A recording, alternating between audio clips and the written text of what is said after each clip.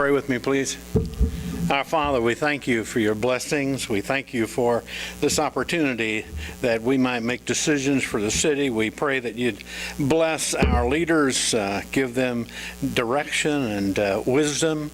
Thank you for those that would give their time and talents to help our city to be more for our people. Thank you for just loving us and watching out for us, taking care of us. Bless the meeting tonight in Jesus' name. Amen.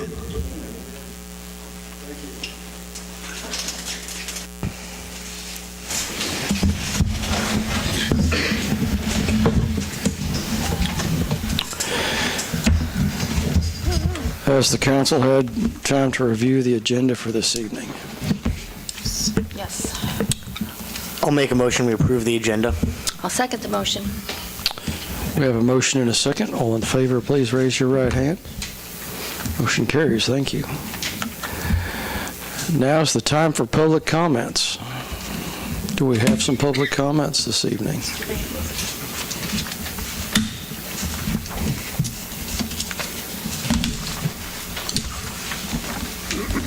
Well, my name's Dwayne Vance, and I'm here to see if the council, with the help of their council, to propose. I want to propose a proposal for golf carts, recreational golf carts on the city streets in Iola. I have went to several different cities. I think you all have copies of them. They're mostly all the same thing.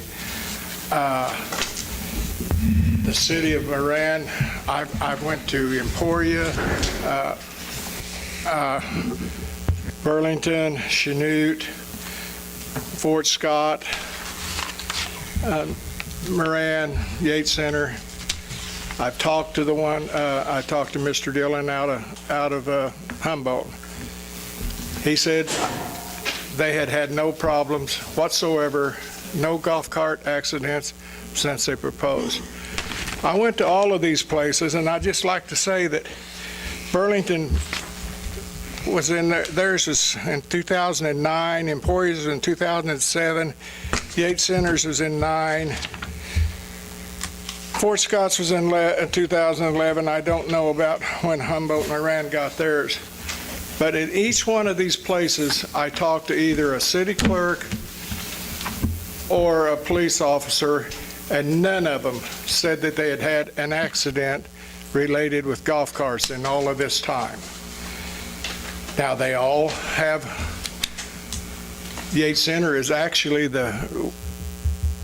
got 2 major highways through it, and yet it's got the least restrictions on golf carts, but they hadn't had any either.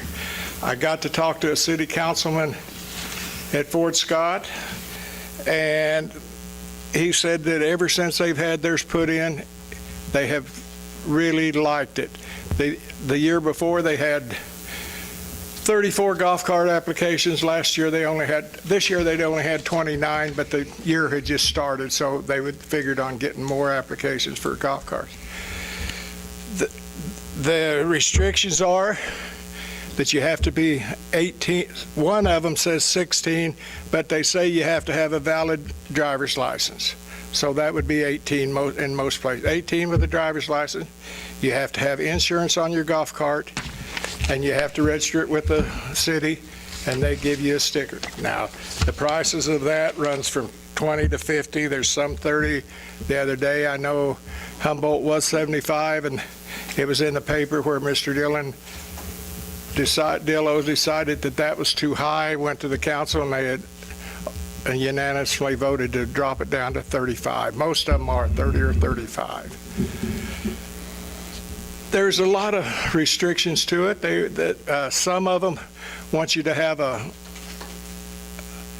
slow-moving vehicle sign on the back and a red flag, an orange flag up above. It has to be 7 foot from the ground to the tip of it.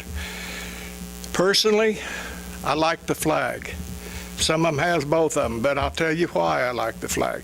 I've drove in all of these cities to see You see a golf cart coming down the street, and if you're going down the street and it's coming from the intersection, you may not see the golf cart, but you can see that flag whipping.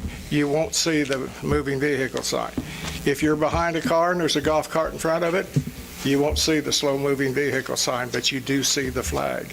I think the flag is the most important. If you want both of them, that would be fine. But, if there's any questions, I'd like to answer them.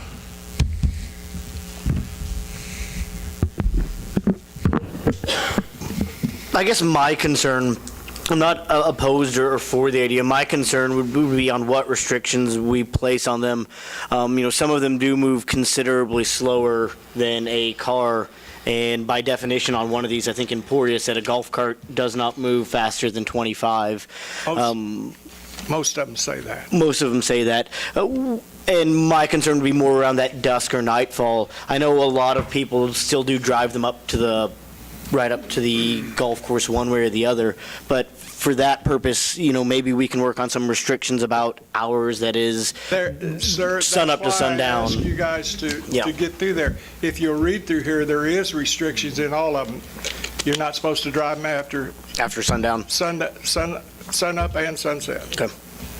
I do know some of them have lights and all, but even then, I would still say that sun up to Mine sundown. has lights. I noticed it in one of them. It says if it doesn't have signal lights, that you're supposed to use your hand signals as well as anyone else was. We have so many things on our streets that's driving so much slower than 25 miles an hour that I can't see where the golf carts would be. Well, usually those are the big tractors, and I can see them from pretty far away whenever they're doing that. But I'm not opposed. I think we can work with this and maybe work with Chief and try to figure out exactly what we're going to require on them, and get with the Chief and maybe get something back as a more formal exactly what we would require. That's why I brought all these, and why I give all these copies. It would be good to see what the other town. I think Moran's is probably the simplest and maybe one of the better ones, but Fort Scott's also got a real good one. But Fort Scott says you can't drive them on streets that's got 30-mile-an-hour speed limit above. Well, that wouldn't do us no good. We couldn't drive to the golf course because it's a 35-mile-an-hour speed limit. And that's what most of us is wanting out of this. There's several of us that want to drive them because I'm getting to be an old man, and hooking up a trailer and going loading the cart and unloading it and then loading it back up and then unloading it and then mainly unhooking the trailer and putting it up when I get home is quite a chore. But I love to play golf, and I hope to continue to play. We play every Wednesday somewhere else. We see a lot of these places that's had them. We've talked to a lot of the people, and they said there hadn't been any problems that they knew of. Now, some of these I talked to 2 months ago, so there could have been a problem since then, but I know not. I just hope you guys would go ahead and try to come up with an ordinance if you could and pass it, and I thank you, ladies and gentlemen, for your time. Thank you. Thank you, Dwayne. Thank you. Yeah. My name's Bessie Willie, and I live out west of Iola by the Iola Cemetery. And I was wondering if there's any way that we could get a yard light out there, because my husband and I come home from ball games, and people are walking out there, and we about hit 4 people the other night. The people from the campground, they walk up there and walk around, and we really need a light out there. Can't hardly see our driveway or anything. So, that's all I got to say. You know where that's at, Carl? Thank you.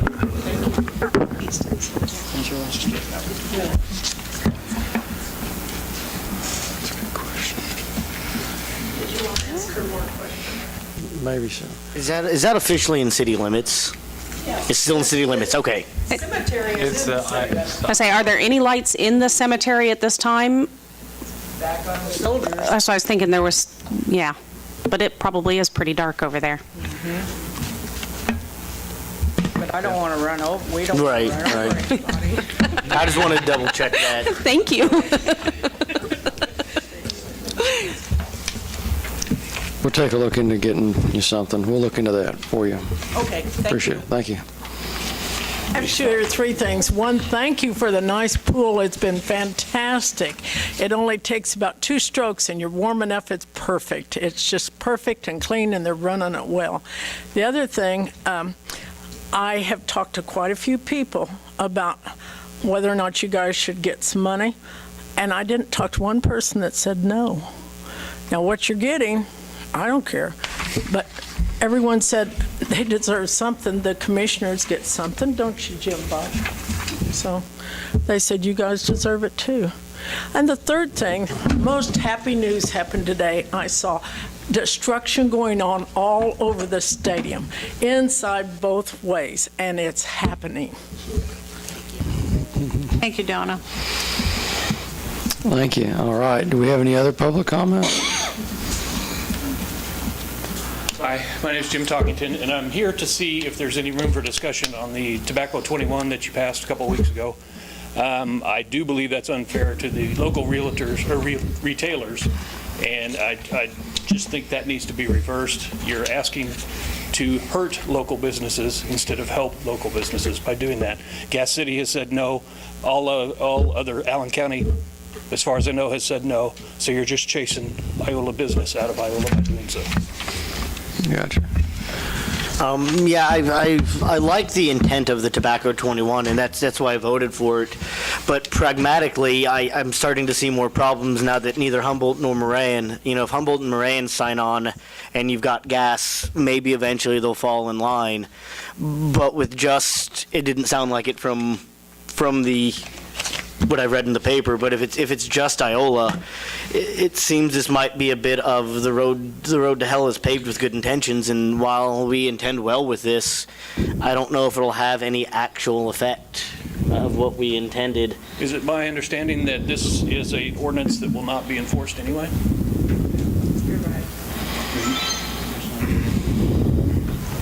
This makes no sense to hurt a Iola business. I agree with you. I went and talked to some of the merchants, and they didn't like it at all, and especially since they're going to Gas City. If the whole county would have been on board, it would have been different, but I think then I we would should have have had a bigger voted. issue with it because it was chasing Allen County dollars out. Yeah, that's right. Right now, it's just chasing Iola dollars away. And they don't come in for cigarettes, they come in for gum and pop, other and things. gas, and ancillary products that all of a sudden, now I can't get a cigarette or I can't get my tin of tobacco. Would you guys please reconsider that for the health and welfare? Well, Not health. for the benefit. Not health. Maybe For the that was a tax poor choice dollars. of words. Yeah, but please reconsider that. Did that go into effect June 1 or July 1? What's the procedure to undo that now? Stand the way it's enacted.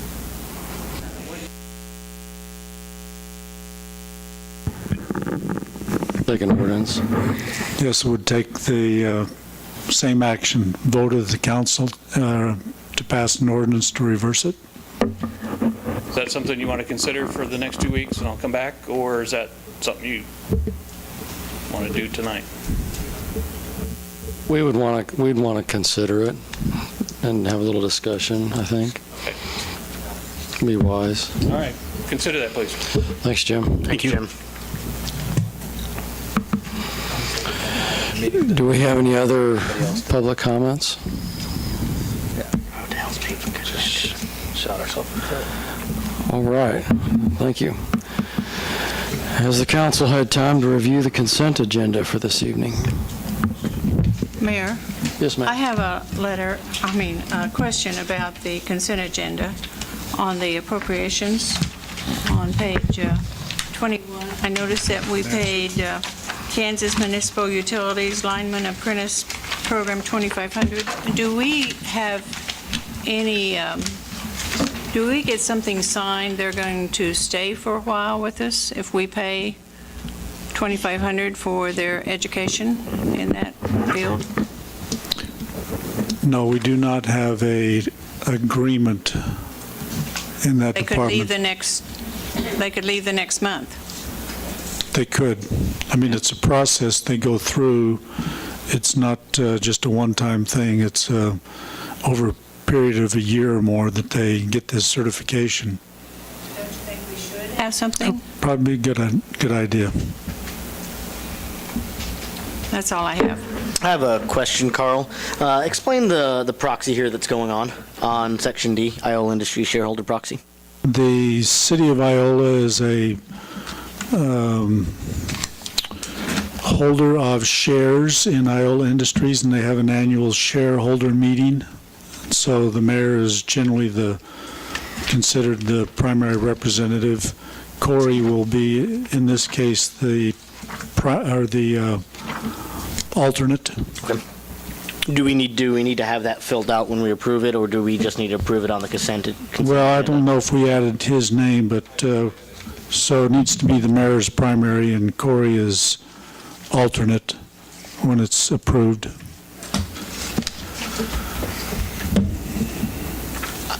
I will make a motion that we approve the consent agenda, but amend item D to have the mayor as primary and Corey as our alternate for the shareholders proxy.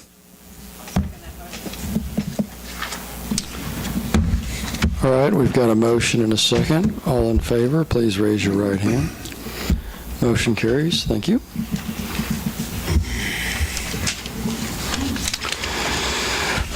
Roundtable, item A, 2017 budget.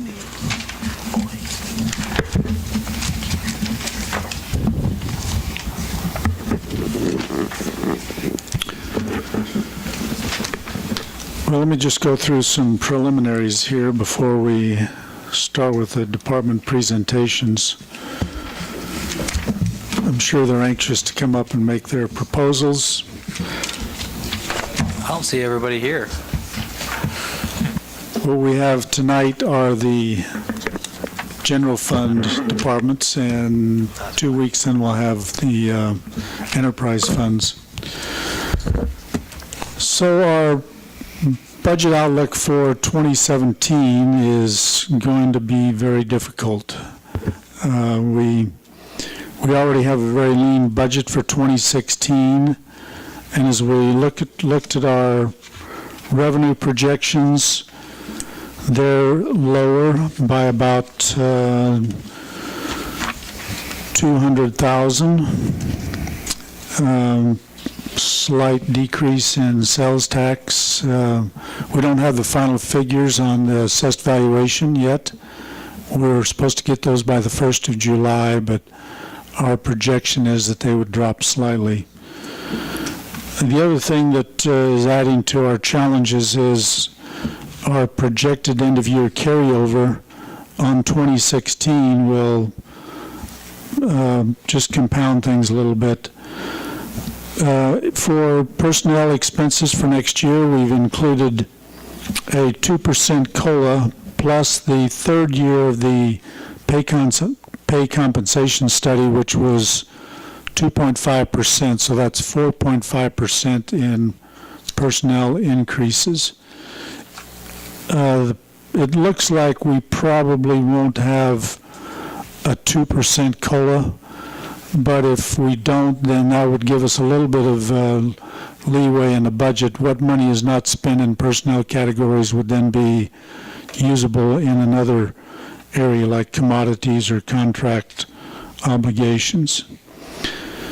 So the projected deficit in the draft budget that you have before you tonight is $800,000 that needs to be whittled out of the general fund. That's a sizable amount.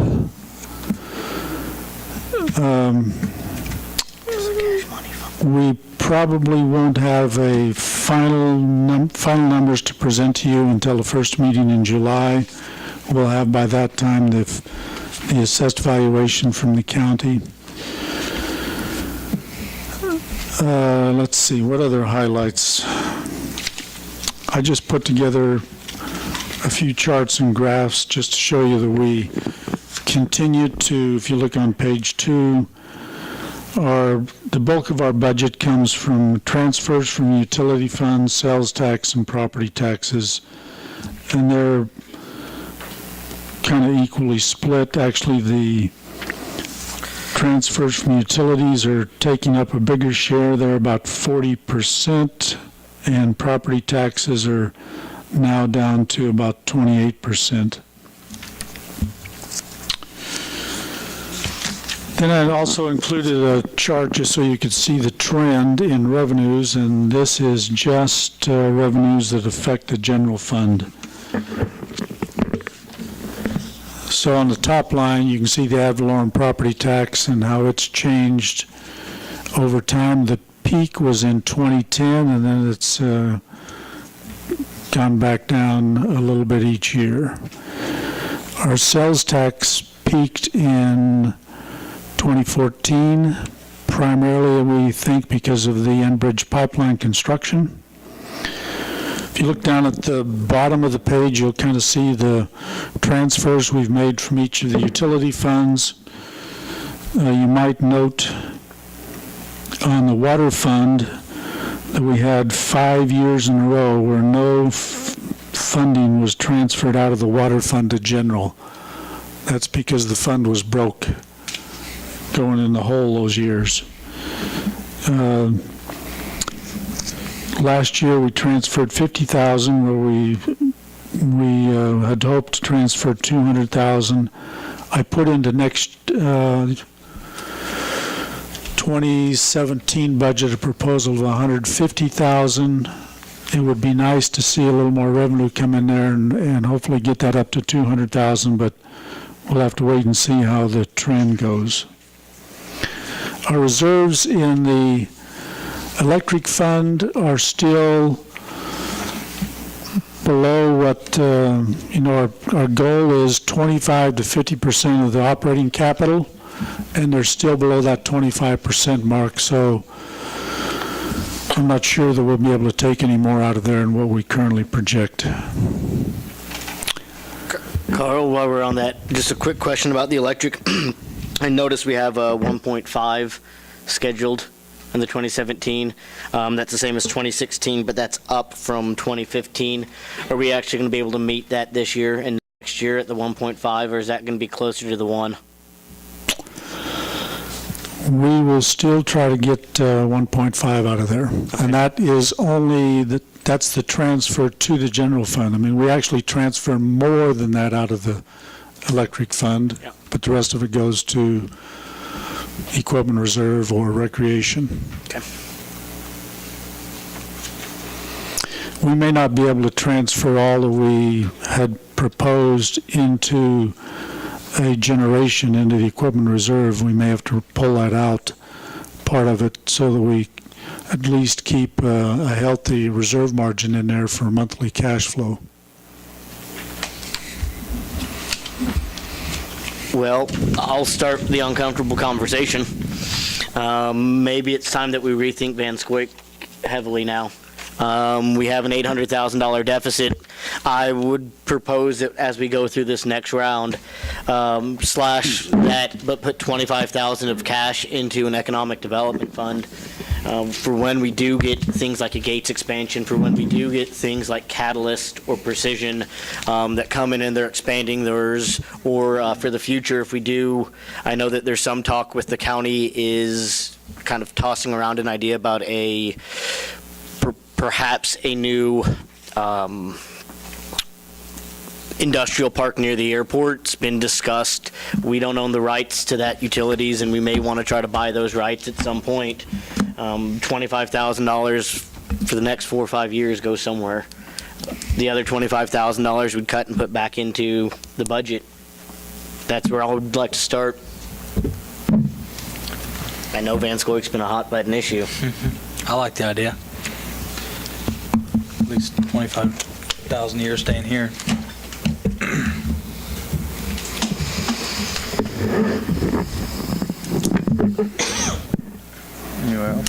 Secondly, Carl, real quick, since I'll let you finish your report if you weren't finished. So, That is my report. I'm ready for council comments or questions, or we can move on to the department I presentations. did have one question about the council budget as well. Do we know if Safe Base received that grant or not? Have we heard if they were approved for it? Notified They have not been notified either way. Do we know the I notification? haven't heard. date? Okay. We are going to have a visitor at our next she should be at our next meeting with an update. Okay. And it should be good.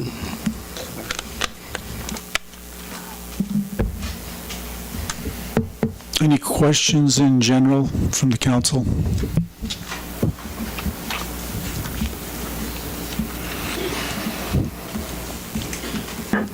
Okay, like I said, we have the department heads from the general fund here tonight, and we'll just go in order. If the material that you find in the state forms, most of what you're going to be looking at, if you want to look at numbers, although I'm not sure that department heads will be addressing directly numbers, they'll be talking more about some of their issues, but about the third page in is the page with revenues, and then the next two pages have details on the general fund accounts. Real quick before we start, I notice we have increased transfer to employee benefit. That is the fund for the insurance fund. Is that correct? We don't see it Increased transfer to employee benefit. on all of these. Salaries have gone up, but there's a benefits fund here. One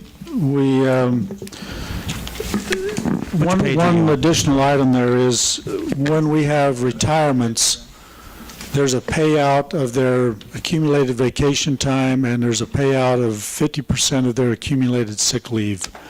In the past, we've tried to estimate who's going to retire, and so we would just take that out of the department's budget. I decided this time that we will start putting an estimate into a separate line item under employee benefit, so we'll take that money out of that line item instead of directly out of each department's budget. And then the salaries then would include all the benefits as well then? Capers, insurance? Correct. Okay. And then into that employee fund that we have also set up in there? So that'll just take a little bit of the guesswork out of it. Okay. And I think Carla figured up if we had everyone retire next year that is eligible, it would cost us about $120,000. So putting in about $100,000, we just kind of figured up would take a certain amount for each employee in each department, and that's the amount that they would put in there. If we were not, What page you're on? What page you're Not going to be looking numbered. at? It's like 3, isn't it? Well, it's page 1 of the, Yeah. when it's broke down. It starts out city clerk, police, street and alley. Each department's broke out on it. so if we were Page. following GASB 34 rules, we would be required to put in an actuarial amount each year, but this is just kind of an in-between thing. We don't follow GASB 34, we're still on a cash basis, but it will help us in kind of managing the employee expenses a little bit better. Thank you, Carl. I was just noticing that difference and just want some clarification.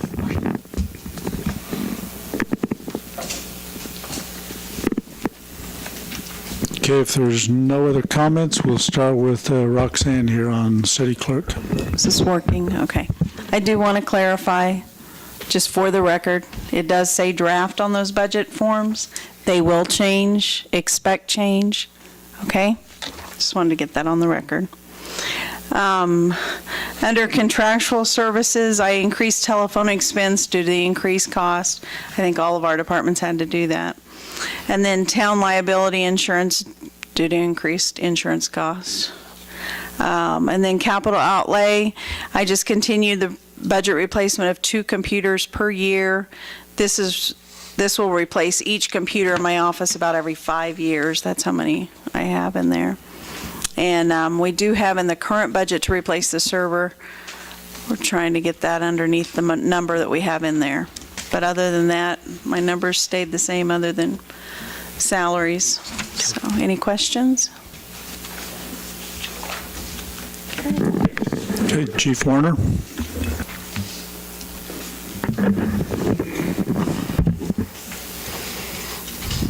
Essentially, as you're looking down through there, we've kind of dropped in contractual and commodities for a little bit of savings.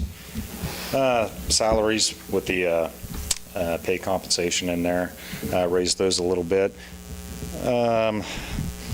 Really, the only two projects we have are the $10,000 in the capital outlay for our additional to match our $10,000 we put in equipment reserve this year for our server and computers replacement in 2017, and requesting two patrol vehicles to be replaced. It has been since 2010 since we replaced two in a year. The vehicles that would be replaced if that was honored, be unit number 7, 2003 Ford Explorer, 13 years old, and unit number 8, 2013 Ford SUV.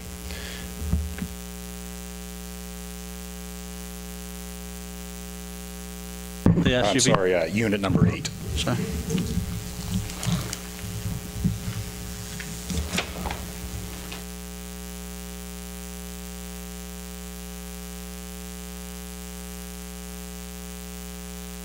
Yeah, for years we had a good rotation. We'd replace one year, two the next year, one the next year. We haven't done that since 2010. That was the last year. So kind of how I figured it out, we use about 1.3 vehicles a year. It's starting to catch up to us on the interior seats, getting wore out and everything else. It's approximately, from this time last year, 123,000 miles. Year before that, 120,000 miles. So we're in that 120 to 125,000 miles a year on a vehicle. I know that doesn't sound like a lot, but just the in and out motion, the interiors from the boots, holes in the floor, the rubberized coating in the floors, just numerous problems that come out of that. And our trade-in values are next to nothing on the vehicles by that time. So. Your trade-in on these will be next to nothing? Is that what you said? Yes, last year we were able to get $2,000 on a trade-in on a Crown Vic in lieu, actually in trade for equipment to outfit a new vehicle. They told us last year they didn't even want any more Crown Vics, so we're probably going to end up selling at city auction or on Purple Wave this coming year.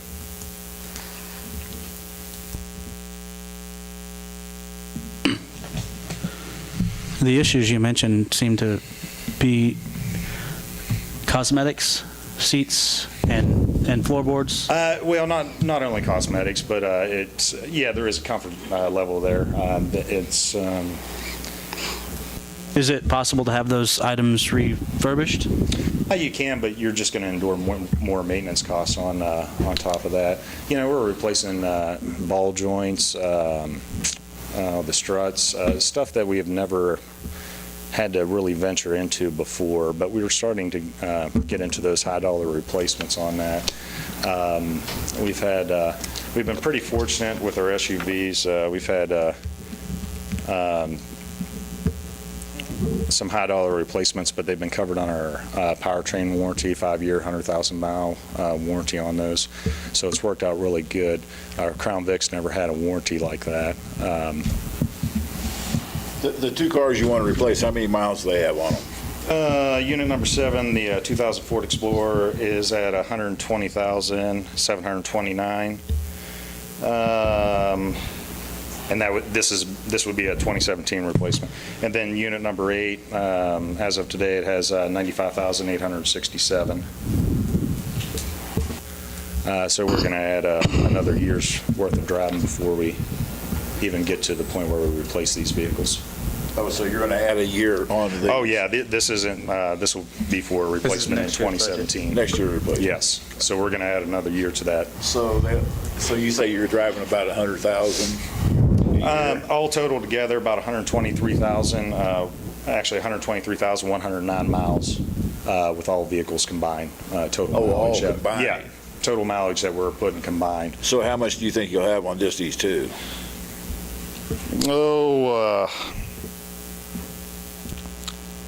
I would say we'll probably add about another 25,000 25, 30,000 on those two.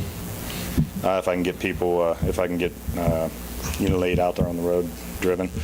They always want to migrate to the newer vehicles coming in, obviously, for the comfort reasons. State will only have about 125,000 on it next year. I would say probably in that 120, 118, 120. 145. Well, on the 2003, it's averaged about 9,200 miles a year. Yeah, and that's our detective's vehicle.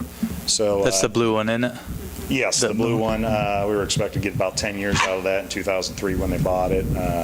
We're going to be at 14 years before we replace it. I think they just have above normal wear and tear, just even from the officers getting in and out. If you think of everything that they wear on their duty belts and what that does to the seats and their backs and your chairs, it's a different kind of wear and tear. And then, like you said, with the vehicle starting and stopping and starting and stopping and in and out and in and out. Yes, even seat belts. We replace the actual seat belt things all the time that mount to the floorboards because we probably once every month and a half they end up getting broke, the plastic coverings and everything. And that's just from the gear that they're wearing, the postal, hitting those. Only a $10 ticket, don't put them on.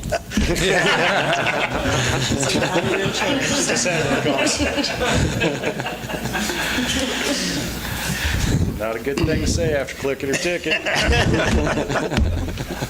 No, but they do. But the hours on the vehicles too truly add up. I didn't check.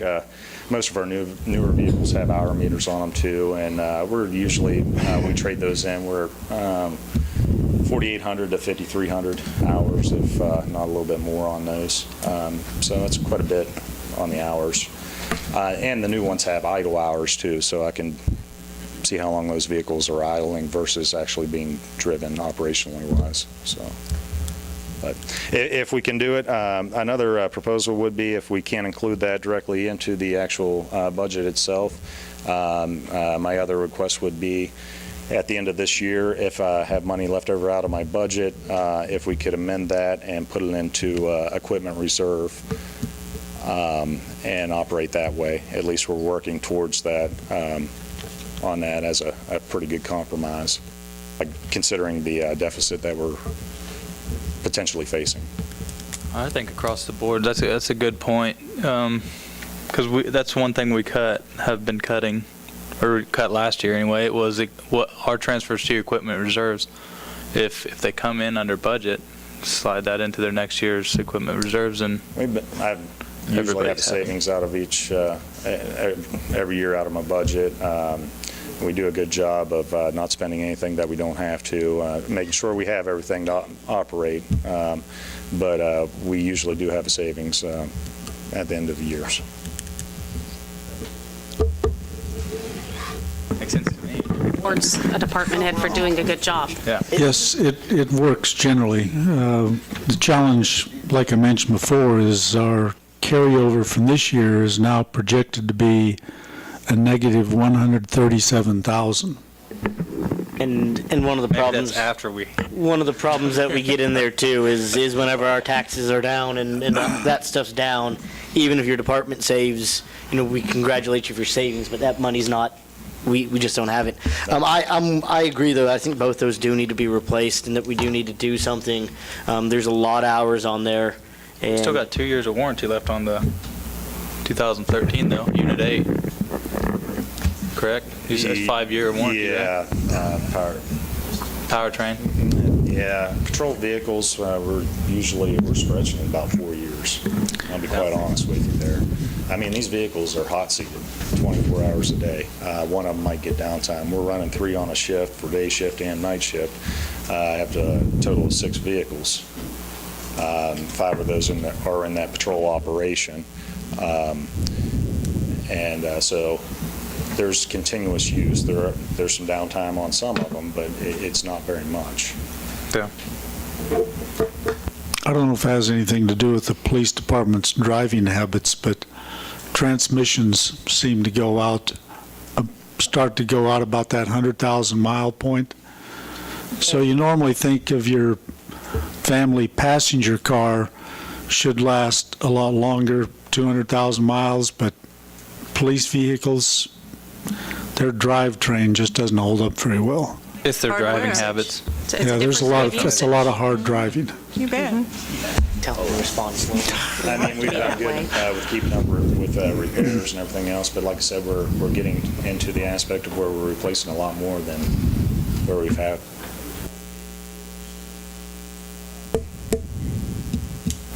It all adds up.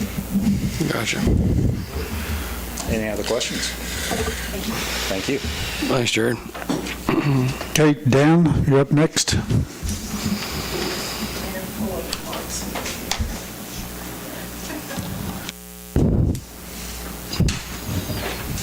Well, since Carl's got you all in a doom and gloom attitude, don't, Carl. We've pretty much been told to keep everything at zero. We're maintenance budget. We're looking at doing southeast end of town next year. 128 blocks. We are looking at doing Highland Cemetery. That's about it. Probably don't want to talk to me about equipment reserve. We haven't bought anything since December of 10. I had to start all over. Been putting money back. So I have a spreadsheet for Carl. We'll see how it goes on that. I will let you know, as far as on the screening process that we were doing, we ended up getting it done in a week. Between all the rains, we had somewhere around 23 hours worth of equipment time. We did get it for a week. He allowed us that. I don't have the bill yet. The one screen deck we had to order, we will keep that. And hopefully 3-4 years, if we get enough build up, we do it again. We'll have that one screen deck that we need. So you'll see a bill, probably next appropriations come through from Berry Equipment, and that's probably what it'll be. So it worked real good, huh? But you know, all yeah, I think it'll be all right. It'd been better if it was real dry like it is right now, but we're still able to run through there. We got some waste product. We haven't determined whether we'll try to use the waste product on our salt or not. It's awful fine dirt. We may just use what we sweep up this year. So we'll play that by ear and see. Maybe we won't need any this winter. While I'm up here, you want to do the others? Solid waste, it's all zero. We are looking at buying a truck next year. We've got almost all the money put back for that. We'll capital outlay $30,000 or so. That's usually how we do it each year. We put money back, we capital outlay the next one about that. We will start putting back for the next truck after that. Not much changes otherwise than that. Stormwater, still taking $2 off utility bill, laying that money back, building that up. About all we do with it now is if we need to buy emergency repairs on a piece of pipe or an inlet or something like that. That's about all that money. Otherwise, it's building for all the problems that we do have, but they're all high dollar items, just like when you're working with sanitary sewer. It's all underground. Mill and overlay, we're looking at that as a build year. We'll let that money build up, get a couple more years in it, and go from there. So we won't do anything mill and overlay. Major projects, what are you putting back? 300? And we've got plenty of major streets that need work on. So, but that's a future. On the solid waste truck, are you guys still considering the larger trash barrels or to cut back? That's been brought up numerous times, going to type of standardized container citywide. Yeah, you can do it. There's cities that do it different ways as far as ownership. City can own them. Citizen can own them. Different ways of doing it. The last time we looked at it, start up with the, well, we have one truck that has a tipper on it now on the back. You'd be anywhere from $100 to $125,000, $125,000 just if we bought it. If you have the citizens do it, each one of them has their own little hang-ups. You know, if you have the citizens do it, if they move, who's got the container? If we own them, who maintains them? What happens if they disappear? There's different ways to look at it. Different cities do it different ways. Then you also have, we don't pick up anything outside that container. So do people that have large families buy 2 containers? There's a lot of options. There's a lot of things to look at when you do this. It's not just a simple, say, get this trash can and we go. So there's a lot of things you have to consider when you go to a standardized container system. You will cut down more than likely in the long run. HR will tell you. You'll probably cut down on a few work comp claims because when you hand pick like we do, time to time you'll have back muscle strain. Solid waste is usually one of your higher work comp claim departments in any cities. Have things gotten better since we passed that weight limit ordinance, or? We really don't have too much trouble with the weight limit. From time to time you will. A lot of it's spring cleaning type situations. Yes, we do have people get upset once in a while. Sometimes they do construction on their house. Sheetrock gets heavy in a hurry, so do bricks and dirt. We try to work with it the best we can. So, yeah, it can be considered, but there's a lot of things to take into consideration. Well, I know Osage City does it, but I didn't know where they only. Yeah, and you're going to have a hard time switching that. I'd be one of them that's against it myself. Everybody kind of likes that twice a week. Yeah, I do too. And you save a lot of vector problems too. You don't have near the animal problem, even though we do have a bag pickup. So, different ways to look at it. Yeah. I don't think we're in a position to go to mechanical arm pickup. That's where they grab them mechanically, hydraulically, and dump. You got to have cans in certain positions, certain ways, and we do mostly alley pickup, and the street guy doesn't like the trash trucks out in the street, so I kind of like alley pickup for the most part. Yes, we do have some street pickup, but we've tried to get the truck routed to where it's emptier at that time. Like over where you live, Briarwood, Kennedy's not very good streets. We try to get the truck over there more early when it's empty. Same thing up north on those streets. We do a 5 o'clock pickup when the truck's empty. Right. We try to do what we can. That truck gets pretty hard on the streets when it's got 7-8 tons of trash on it. Yeah, so it's because of the hammer. Hammers. Any other questions? Thank you. Thanks.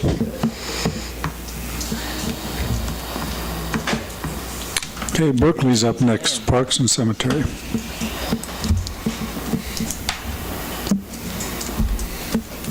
Mine will be a lot shorter than Dan's or Jared's. Mine's about across the board, about the same. I think contractual's down a couple $100. Commodities is about the same. I told Carl probably one of my biggest concerns is, we keep adding stuff to my department. We've added dog park, frisbee golf, everything. I just want everybody to realize everything we add, we're not budgeting any more money to take care of or any more manpower. That is a big concern of mine because everything you put in new, it's not new forever. I think the playground over there was a prime example. We had some vandalism, hadn't been up very long, and $500 that wasn't budgeted for little tabletop to replace it. You've got one place, one vendor, you can go get it, and you got to fix it. Other than that, I told Carl I did take one mower this year. I had scheduled to replace two. I put a new motor on one, hoping to get it another 2-3 years out of it. I'm going to have to replace one. We lost one big 72-inch mower last year. Next year I've got 2002 tractor, I think, scheduled to replace. Equipment reserve or capital outlay, and then I've got half of for that Kubota RTV we've got. It's a 2006 model. Both of them are used a lot, mainly cemeteries, and then in the winter moving snow. Other than that, no major projects besides keep plugging away at the West Cemetery project, and that money's in a trust fund. I always budget the same amount of money. Like I've said, I usually run out of time before I spend all the money. Joseph Mary Wolf funds, kind of same thing. It's about flat, it's about the same, but that's about all I got. Got any questions?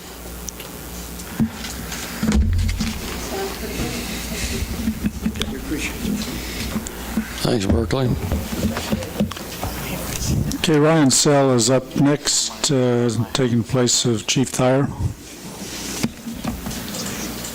You're going to hear most the same things you've heard from everybody else. We actually reduced our budget this year by a little more than 1%. We readjusted some capital outlay for replacement of a cot and loading system for that cot, and continue to buy 2 new computers.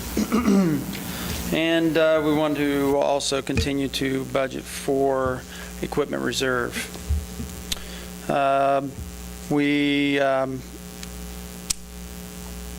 going to ask Allen County to allow us to let bids later this year in the summer for to realize a new ambulance in 2017 early. We are starting to get some high mileage on a couple of ambulances, and there was a period of time where those ambulances weren't replaced, so we're playing a little catch up there. And we have a grant out with FEMA still that we have not heard on to replace fire apparatus for RFD2 as well. Outside of that, we have no further changes. Do you all have any questions? Did you get your life packs? We did. We were awarded a grant from the state of Kansas, which will cover 66% of one of them, and then we will get the rest of it, which we did have budget. Just a little over budget because of the way their percentage was, and we adjusted. But we did receive those. We are running them currently.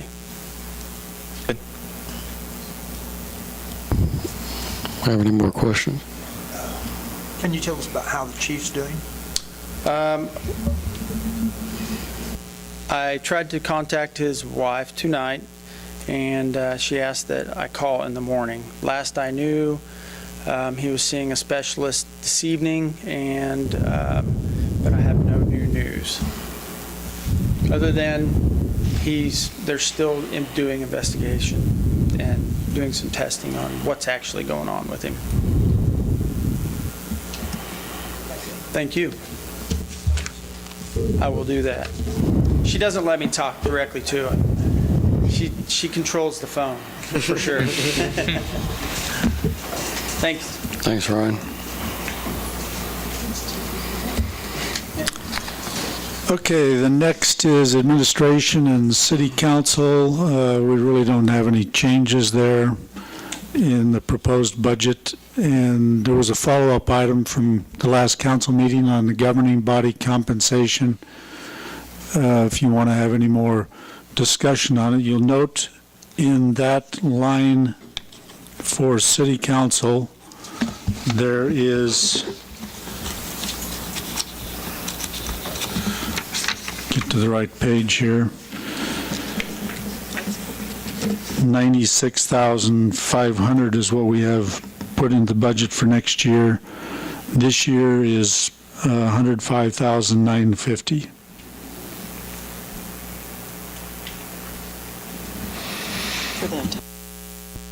Oh, that's backwards, right? Oh, this year's, okay. I'm still thinking next year. Never mind. But what else is that's like the professional dues and that type of stuff? Is that The bolus subsidy. So out of here comes the bolus, and the Van Scoik comes out of here. So it's interesting that other cities seem to be having the same discussion. There was an article in this, I think it was yesterday's paper in Topeka. One council member commented if she figured up how many hours she put in on council business, she was being paid $9 an hour. You know, I think most cities offer some type of stipend. It's not really a salary. It's not considered, city council members are not considered employees, but it is a stipend, something at least would cover your gas to and from. So It's up to the council whether you move ahead with some proposal to put into the budget or not. I think it's a nice thought, but when we're looking at all this budget crunch, it's kind of hard to justify paying myself for something that I voluntarily did, and I did knowing that it was as a volunteer. I mean, I could use extra money like everybody, but I don't think that I personally could justify it. It's just not the right thing to do right now. I think it would be a good time to move some out of our contract, yeah, that word. Yeah, Maybe time. like what John was talking about. I would like to see, though, if we do end up canceling that contract, I would really like to see a lot of that set aside, or some of that set aside for economic development. Let's not cut everything, but we do need to prepare for some other than that. We don't have this tool in our shed anymore. We may need to put some more aside for other tools in the future. But I do agree, we probably should have that conversation again coming up at the next meeting.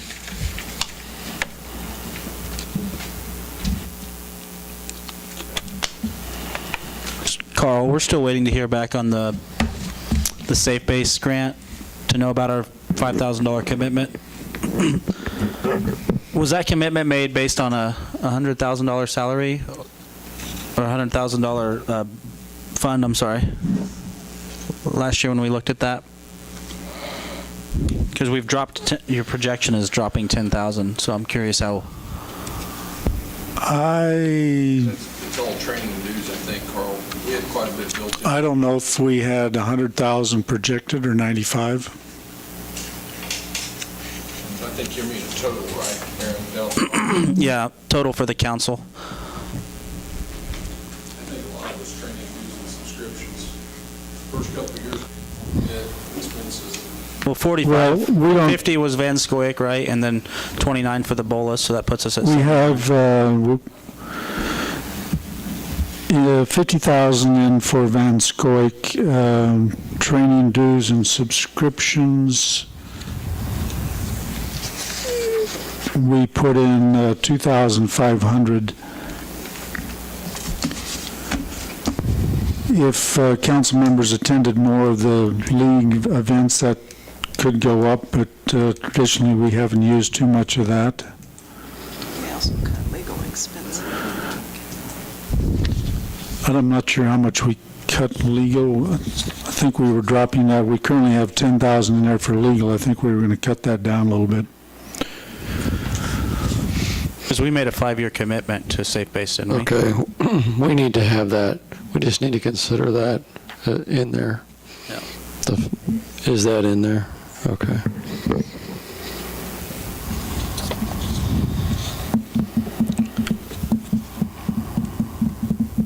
Okay, no other questions on that category? Let's move ahead to Greg Hutton, Code Enforcement.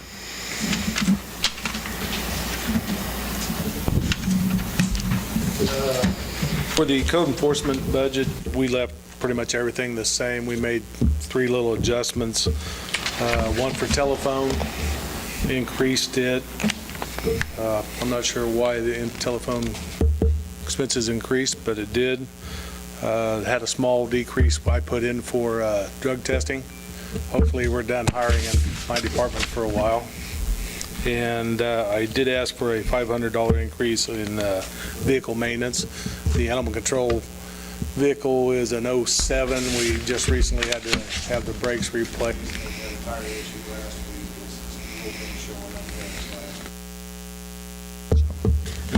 week. I know this is before your time, but maybe Carl can answer this. What is the $20,000 jump in commodities from 2015 to 2016? It says 8,806 in commodities in 2015, and then in 2016 it's 28,500.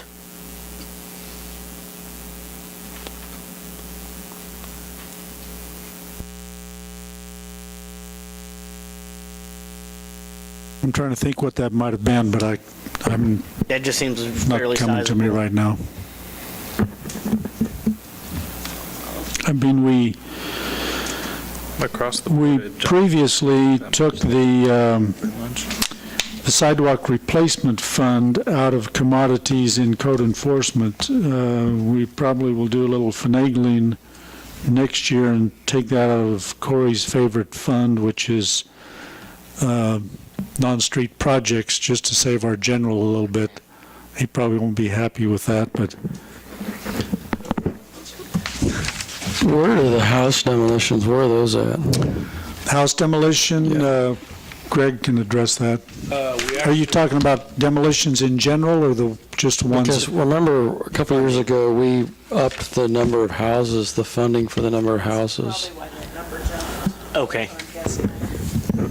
I didn't know if that would be under contractual, though, versus, because our contractual jumps that year, too. The whole across the board, salaries, contractual, and commodities jumped.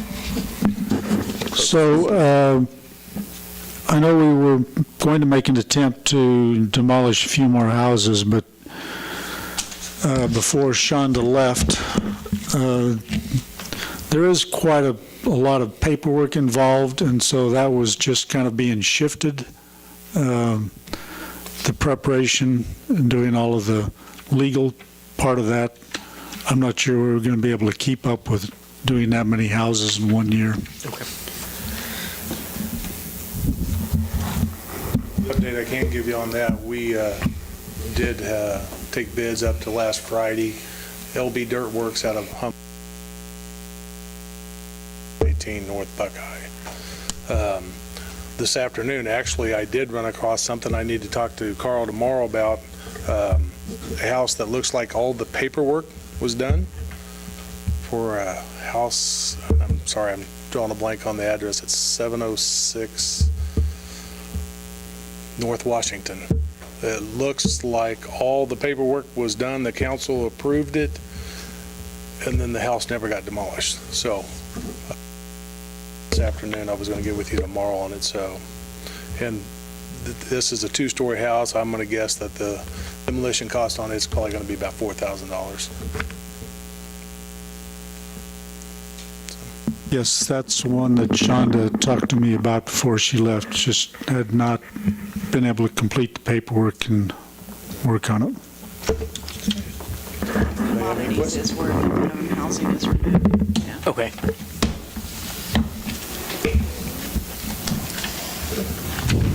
Thank you. Thanks. Okay, Roger Carswell is here from the library.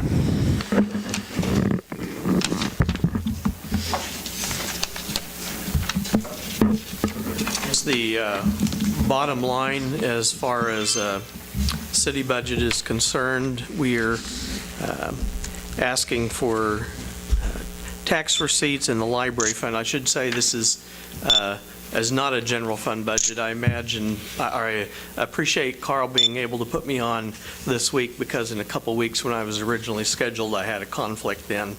But there is a library fund outside the general fund. It would require an increase of about $2,000 to fund that from what was budgeted this year. Although I'll also point out it was that's about $900 less than what we'd proposed last year at this time. The biggest factor in that is our funding from the Brister Trust has gone up dramatically due to a change in IRS regulation, actually, that affected that. That's given us some breathing room in our budget for the first time in several years. We've been able to get the book budget, or materials budget really, it's not just books, it's all materials, back up to close to where it was before we started cutting it at the time of the recession. It's still not up to the 12% of total budget that standards call for it to be. We've also been able to up quite a bit our transfers to the Capital Improvement Fund, which is a good thing. We've, since the renovation, when we basically used all of our accumulated funds to go towards those expenses, we've been trying to build that We really needed to replace the west roof, and because of the increase in the Brister Trust last year, we were able to do that this spring ahead of when we would have been able to, but that also means we need to continue building that capital improvement fund, so the next big expense we have, we'll be able to pay for that. The increase, there's a large increase, as you can see, in employee benefits, and that is almost entirely the increase in health insurance, the employer share of health insurance that took effect last year. So I'd be glad to answer any questions you have. Have any questions? Thanks, Roger.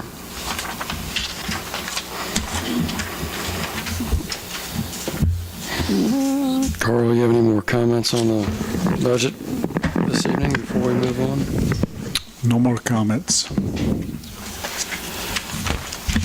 Excellent. Thank you, Carl. We appreciate it, everybody. Move on to new business item A, Convention and Tourism Funds Distribution. Well, the Convention and Tourism Committee met last Monday. Carol Sager is here. She's a member of the committee. Clyde Toland was not able to attend this year, but he sent us his ideas and his request. We were lucky this year with the extra income from the motels and conserving last year because we weren't sure what was going to happen.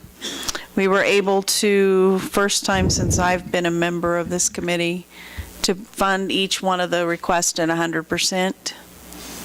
So usually we have to put pencil to paper and try and see who we have to cut and how we can cut fairly and do the best we can. As you can see, we always, I don't know what year that was, that we started funding the Historical Society.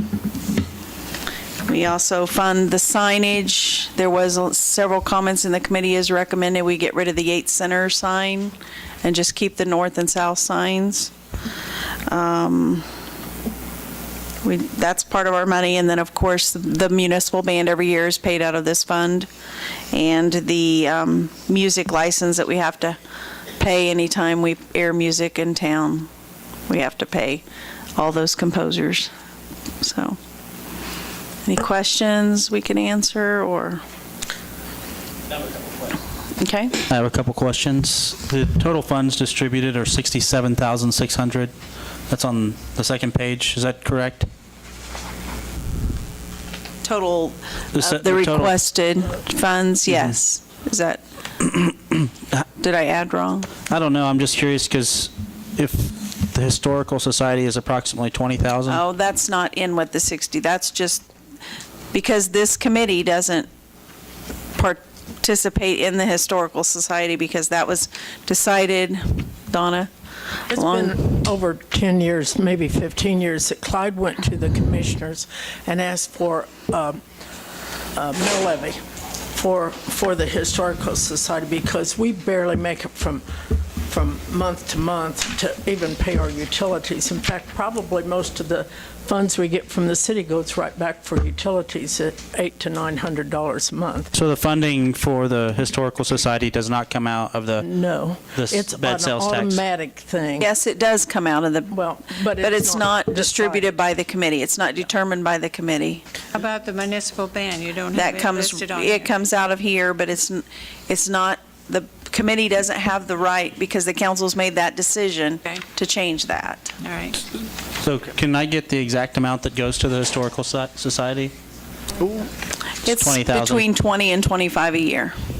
Depends on what our receipts are. Basically, that fluctuates. It's 1/4 of whatever comes in, goes back over. Right. That's a fluctuating one. Then, yeah. And another thing I might add, we lose a director every year because we can't afford to pay insurance every year.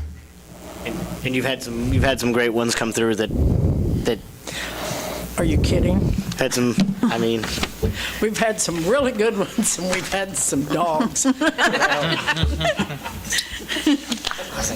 On the bolus, the request for 20,000 to help Yes. defray the costs, when we had our public meeting, it was my understanding that what the county contributed, and then with our mill levy that goes to them, and the USD 257's contribution, that we had made up the ground to cover the cost. Did the 257 back out on what they had? Susan's here, could address that.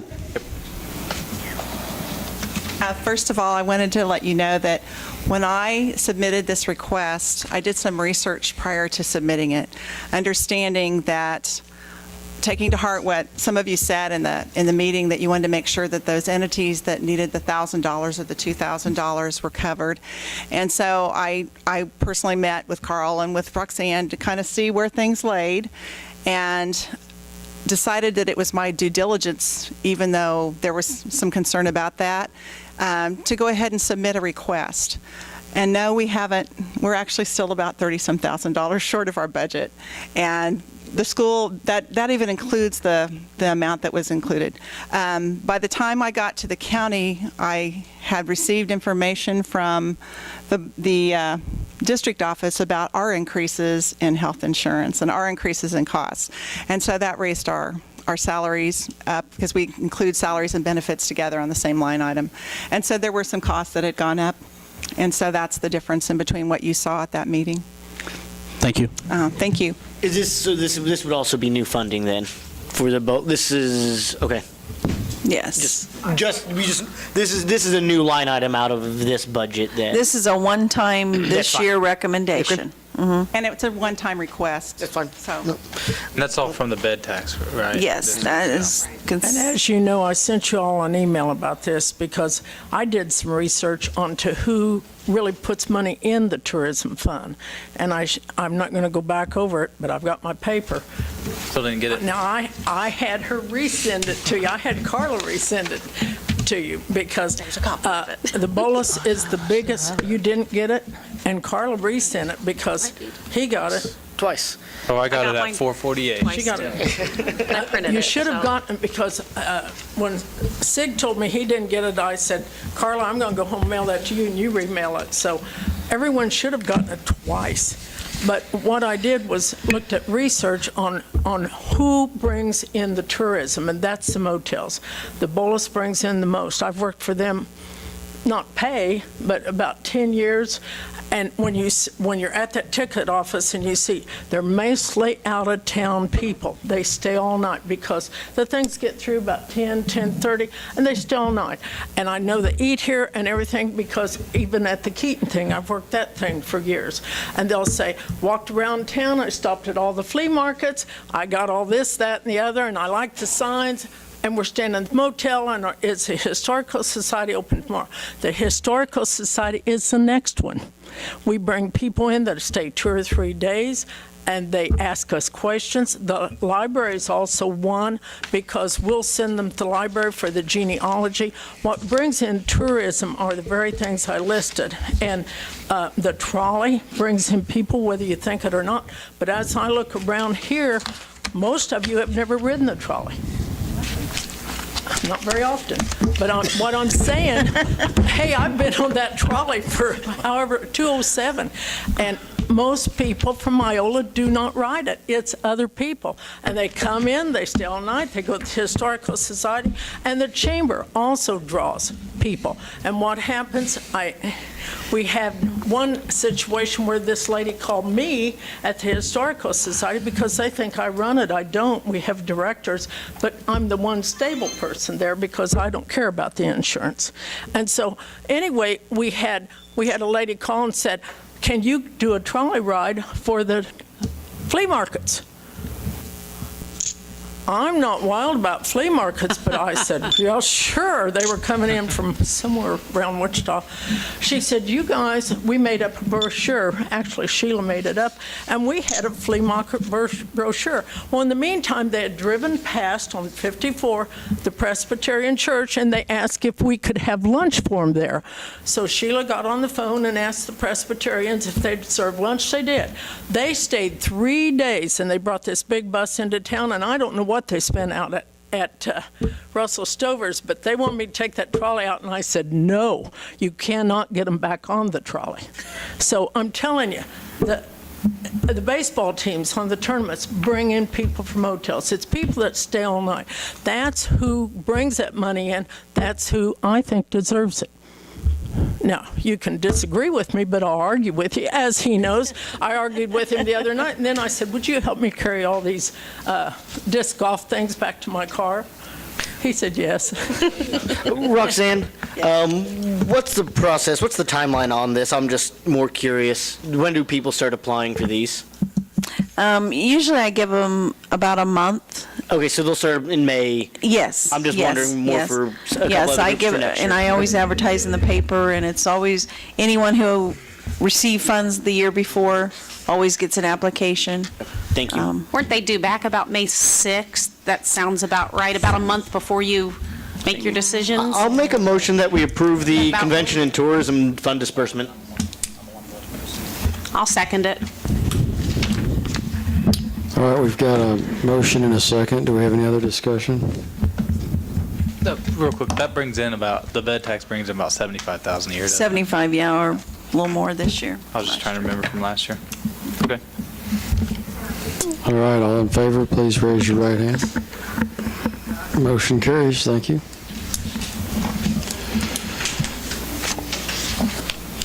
Oh, boy.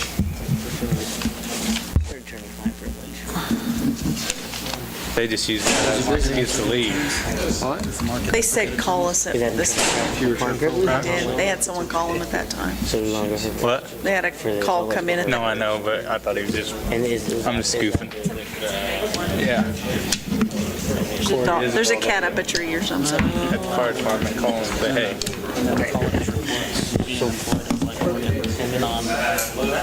Are we ready to get called out too? Dan? All right, I am going to make a motion here. Can we do that, do you want to do that after? Or make everybody hang around? For what? I mean, do after our council reports. Because that's going to take a while. Giants missing the big train now. Do we? They don't need to hang around if they don't want to when we go into exec. Yeah, I know, but I thought, well, we've come out and adjourned before, too. That's true. Let's just run through them. Yeah. I'm going to make a motion that we have a 10-minute executive session for non-elected personnel to include Carla, and a 5-minute recess before that so people can use the restroom. And then we'll be back. Second the motion. All in favor, raise your right hand. Motion carries. Thanks.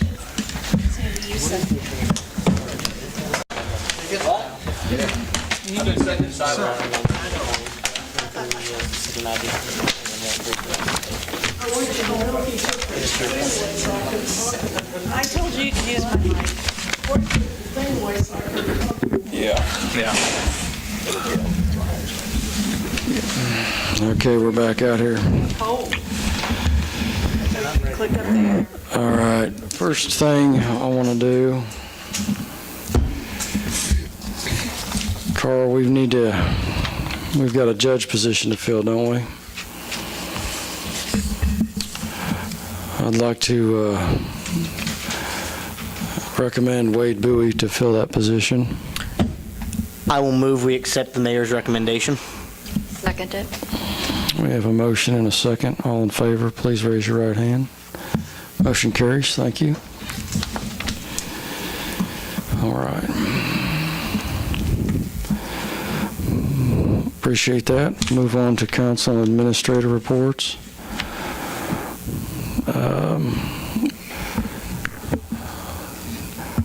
I went to, just real quick, last Saturday, I went to Kansas City to a a mayoral conference for after-school programs. A couple other mayors from Kansas City area. And it was an interesting time, and there was a lot of good things said about our Safe Base program, and they had a lot of questions for me. And our program that our schools and our kids have here is very good. And Kansas City, Missouri was very interested. Leewood and some other communities were well represented as well. And I think that our program here is very, very mature, and the programs that we have here, and we should be thankful for that. So it was great to represent our community in that environment. And if you guys haven't seen that bus in person that's on the front page of the Kansas City Star, you need to get out and check that out. That was discussed up there in Kansas City that day. So anyway, a lot of good things going on. John, what do you got? What have you got for us tonight? I'd like to first off thank everybody over at the rec department, all the seasonal workers. The pool's great. It's nice. It's a good thing that we do for the community. I know we lose money on it, but it's just one of those amenities that's nice, and we have a beautiful pool for a town our size. The fact that we have 8 lanes and a 0 depth, and you can do anything from swim laps to play on a slide to rehab your knees or your shoulders. It's great. Other thing, I'd like to thank everybody that volunteered at the Lehigh Roots Festival over at Elks Lake. Rough count of the door, I was working the gate for a lot of it. The rough count was over 300 people attended that over the course of 2 days, which is pretty good for the first year. Many of them were from Wichita, Topeka, Missouri, Oklahoma. It was a really big draw. We're really pleased with the way that went, but again, thanks for everybody that participated. Everybody said the town looked beautiful. The square was great. They went out to eat a lot of times and then come back, listen to the bands. And they said the lake was beautiful and everything was just great out here. And so we hope to grow that again next year.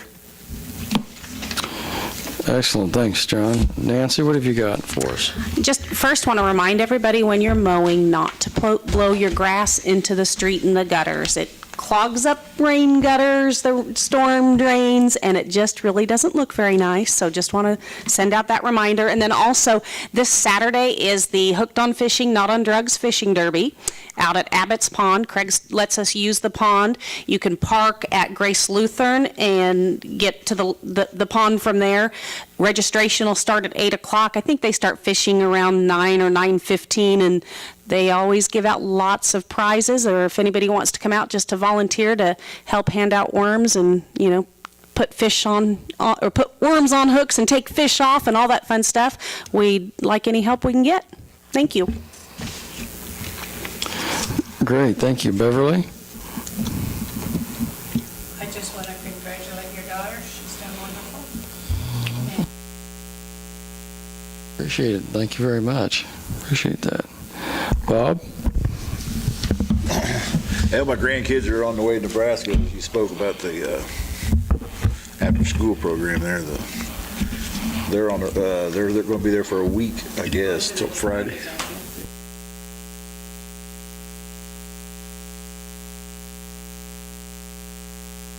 And me and my crew are working on the Historical Society for the White House there on the square. We're completely redoing it. Mrs. Howe.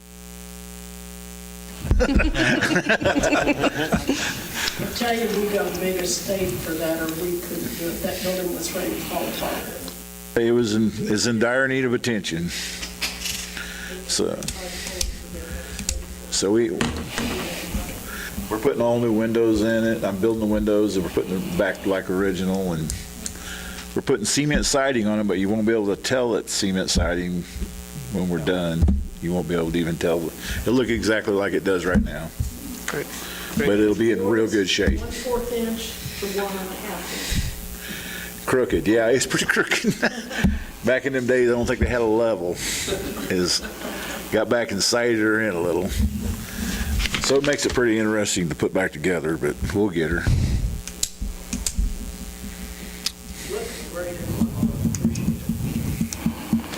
Very interesting. Appreciate that. Thank you. Don, what have you got for I don't us? have anything special. Well, thank you, Don. Austin? The only thing I've got is to get some thoughts and prayers Tim's way, because he went back to Kansas City on Friday. So that's pretty much all I've got. That's very true. Appreciate that. Sandy? And that's all I had was thoughts and prayers to Tim. Get better and get back here. That's it. We appreciate that. Aaron, what have you got?